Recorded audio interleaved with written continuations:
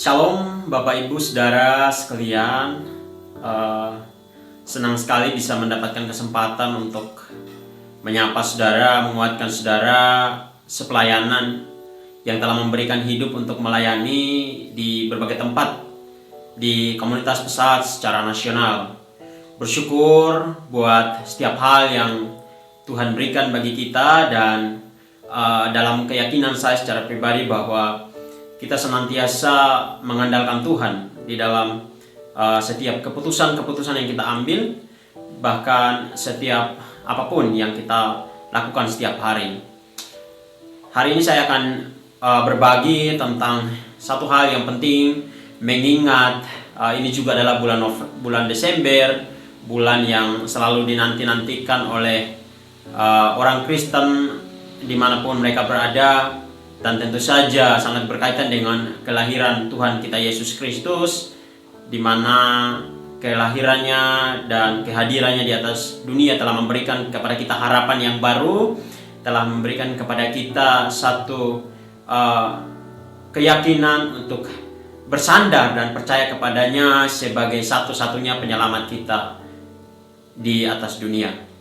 Nah, saudara yang dikasihi Tuhan, membenci yang dicintai Allah, itulah yang mau saya bagikan buat kita, dan saya berharap ini bisa menguatkan saudara untuk senantiasa bijaksana dalam mencintai apa yang dicintai oleh Allah.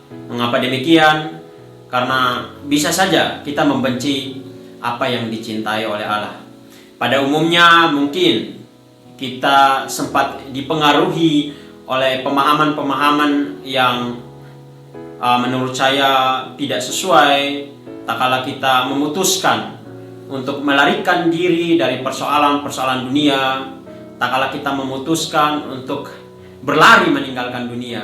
Tetapi benarkah seharusnya kita berlari meninggalkan dunia? Benarkah kita harus melarikan diri kita dari persoalan-persoalan dunia?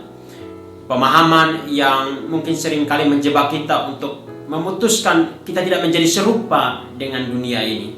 Nah, Bapak Ibu Saudara yang dikasihi Tuhan, mencintai apa yang dicintai oleh Allah dapat kita lihat daripada teladan Allah di dalam memberikan putranya Yesus Kristus. Dalam Yohanes 3 ayat 16 dikatakan, karena begitu besar kasih Allah akan dunia ini, sehingga ia telah mengaruniakan anaknya yang tunggal. Nah, saudara, cintanya akan dunia ini membuat dia menyerahkan anaknya yang tunggal untuk menyelamatkan dunia. Tak kala Allah mencintai dunia, mengapa kita membenci dunia? Haruskah kita membenci dunia?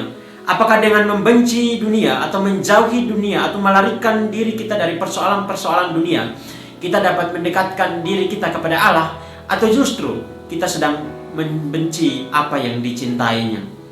Seharusnya kita sebagai orang percaya, kita sebagai orang yang melayani Tuhan, kita mampu menempatkan diri kita untuk senantiasa melihat sebagaimana kita harus hidup di atas dunia, sebagaimana kita menjadikan dunia ini sebagai tempat yang paling tepat untuk kita mengekspresikan cinta ilahi yang sama yang Allah anugerahkan kepada kita. Kalau kita melihat bagaimana Allah membentuk dunia, Dia membentuk dengan cintanya, sehingga ketika dunia rusak oleh dosa, Dia masih ingin tetap menebus dunia ini dengan cintanya. Dia menyerahkan putranya yang tunggal, yaitu dengan cintanya, sehingga kita menjadi lain dengan Dia. Kita dibawa kembali untuk kembali mencintai Dia. Nah, dalam kesempatan ini, dalam momen ini, saya mau kembali mengingatkan saudara bahwa membenci dunia bukanlah hal yang tepat yang harus kita lakukan, tetapi bagaimana kita tetap hidup dengan persoalan-persoalan yang ada di atas dunia. Kita tidak melarikan diri dari dunia, kita menghadapi persoalan-persoalan dunia, kita mencoba untuk tetap hidup di atas dunia.